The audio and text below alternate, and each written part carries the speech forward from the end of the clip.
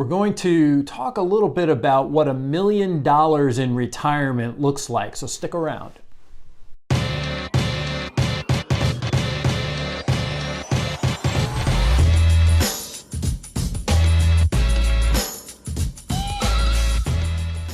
Welcome to the Mullooly Asset Show. I'm your host, Tom Mullooly, and we want to talk today about what $1 million in retirement looks like in 2023. $1 million in retirement used to be a symbol of extravagant wealth. Today, not so much. Everybody knows things are costing more.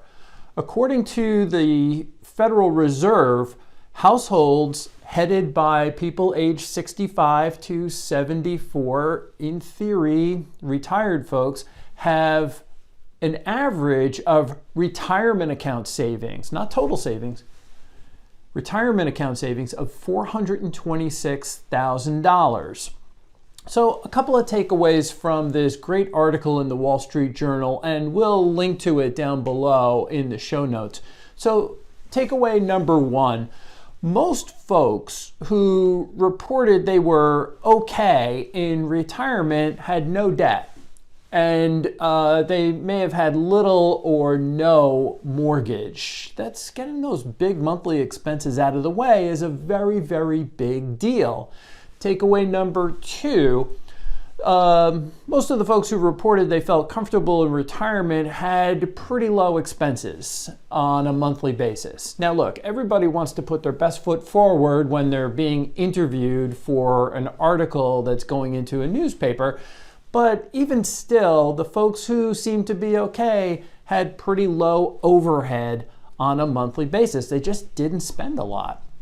So takeaway number three, you might be healthy now, but there was a pretty good example of a married couple who fell into poor health. Both of them wound up getting sick. You may be in good shape right now, but things happen. You have to really be prepared because healthcare expenses in retirement can be a big drain on your financial assets. You have to be prepared for unexpected expenses. Okay, takeaway number four.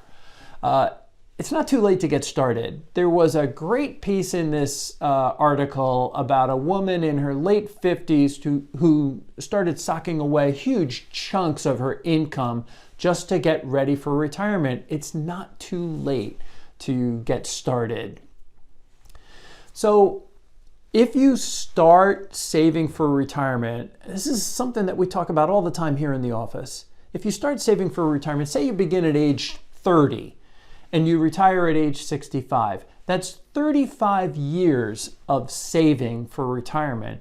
It is entirely possible that you could live from retirement going forward. If you retire at 65, you could live for 35 more years.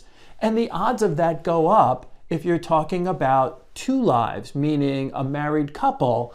One of you is probably going to make it into your late 90s or even approach 100 in the future. So you really have to be prepared. The amount you have, the amount you'll need to have saved goes up even higher if you want to retire before age 65. So you've got to really think about that. In our experience, people who are good savers, they really don't change in retirement. They just don't seem to spend a lot of money. They don't live extravagant lives. These are people who are good savers over the years. They could afford to loosen the belt a little bit. They could afford to spend some money. And sometimes that's a problem for us, is getting folks to say, hey, you worked this hard for all those years, spend some money. It's okay. The opposite, unfortunately, the opposite is also true. People who were not good savers while they were during their working years, they tend to spend more than expected, and sometimes they run into problems in retirement, or they kind of have a religious experience in the sense that it's like, okay, we got to really, tighten our belts and buckle down.